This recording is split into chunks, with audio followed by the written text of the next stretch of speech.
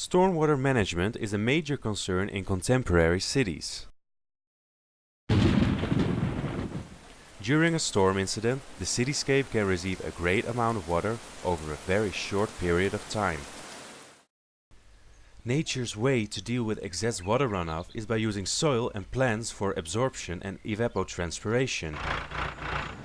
At least this would be the case if we hadn't dramatically reduced the pervious areas in our cities. The increased water runoff, along with the combined sewage system that most of the older cities still use, usually cause floods and raw sewage to overflow into nearby rivers or other water reserves.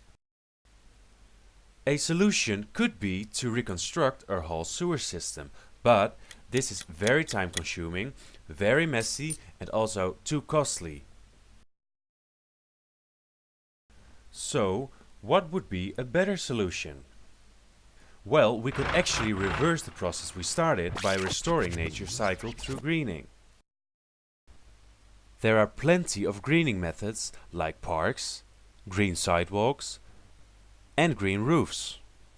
The green roof, however, makes an excellent choice as it does not only deal with the stormwater problem, it has also additional benefits like saving valuable space, decreasing the urban heat island effect, improving our air quality.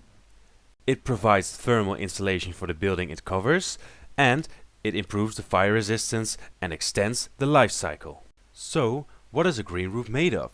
First, the structural support, second, the roofing membrane, then the membrane protection and roof barrier, insulation, and the drainage, aeration, water storage and roof barrier. Focusing on this layer for a moment, if we were to increase its capacity, we would achieve a type of green roof with improved performance in stormwater management, the blue-green roof. But back to our original structure, we continue with the growing medium.